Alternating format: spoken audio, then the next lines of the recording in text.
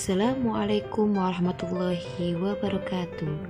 Hai anak-anakku semua, dengan saya Bu Nuni Lajina akan mengajak kalian belajar tentang sistem pernafasan manusia. Sebelum belajar kita mulai, mari kita membaca doa awal belajar dan jangan lupa Quranic Immunity. Scan QR berikut ya. Bagaimanakah proses bernafas itu? Simak video berikut ya.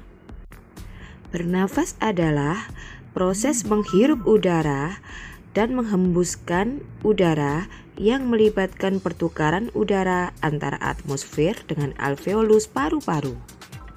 Organ-organ sistem pernafasan manusia antara lain adalah hidung. Hidung adalah organ pernafasan yang langsung berhubungan dengan udara luar. Faring, yaitu organ pernafasan yang terletak di belakang rongga hidung sampai rongga mulut dan di atas laring. Laring adalah organ pernafasan yang menghubungkan faring dengan trakea. Trakea adalah saluran penghubung laring dengan bronkus. Bronkus adalah percabangan trakea yang memasuki paru-paru kanan dan paru-paru kiri. Paru-paru dibungkus oleh selaput rangkap dua yang disebut dengan pleura. Pleura merupakan kantung tertutup yang berisi cairan limpa. Di dalam paru-paru terdapat bagian yang berperan dalam pertukaran gas oksigen dan gas karbon dioksida, yaitu alveolus. Mekanisme pernafasan manusia yaitu ada dua cara. Yang pertama, menghirup udara atau inspirasi dan menghembuskan udara atau ekspirasi. Ada kerjasama antara otot dada, tulang rusuk, otot perut, dan diafragma. Pada saat inspirasi, diafragma dan otot dada berkontraksi, volume rongga dada membesar, paru-paru mengembang, dan udara masuk ke paru-paru.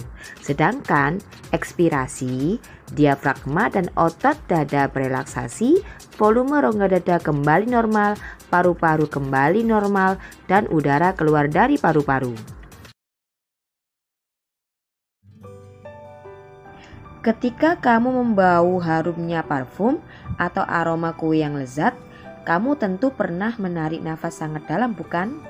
Pernahkah kamu berpikir berapa jumlah udara yang kamu hirup saat bernafas sangat dalam atau saat kamu bernafas biasa?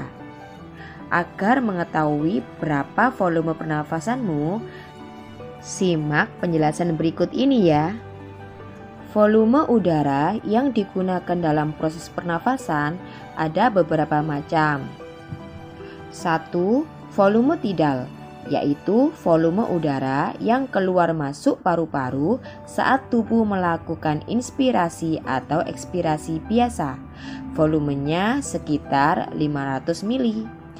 2. Volume cadangan ekspirasi, yang merupakan volume udara yang masih dapat dikeluarkan secara maksimal dari paru-paru setelah melakukan ekspirasi biasa.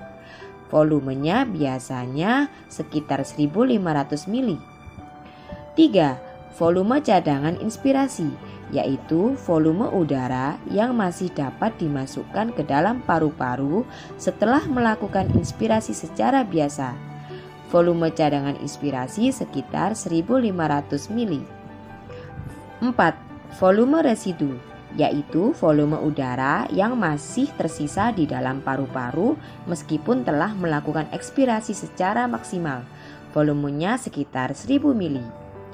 5. Kapasitas vital paru-paru, yaitu total dari volume tidal ditambah cadangan ekspirasi ditambah volume cadangan inspirasi. Kapasitas vital ini biasanya 3.500 mili. 6.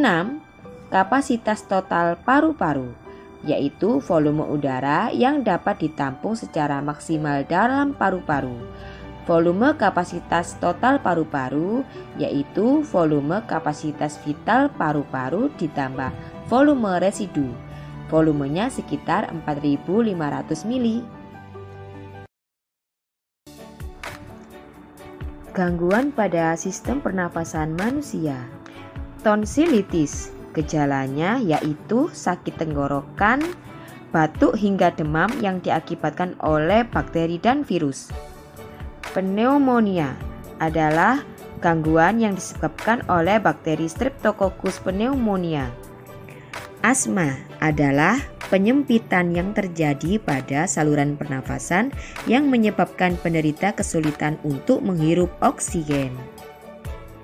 Kanker paru-paru yaitu adanya pertumbuhan sel-sel yang tidak terkendali pada jaringan dalam paru-paru yang ditandai dengan batuk disertai darah.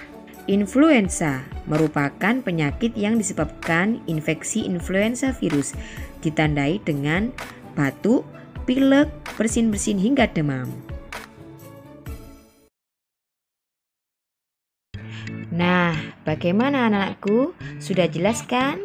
Sekarang kerjakan tugas dari Bu Guru ya, yaitu membuat artikel secara singkat dan jelas. Demikian video pembelajaran kali ini. Semoga bermanfaat bagi kita semua. Amin, amin, ya rabbal alamin. Jangan lupa membaca doa setelah belajar. Terima kasih dan sampai jumpa lagi. Wassalamualaikum warahmatullahi wabarakatuh.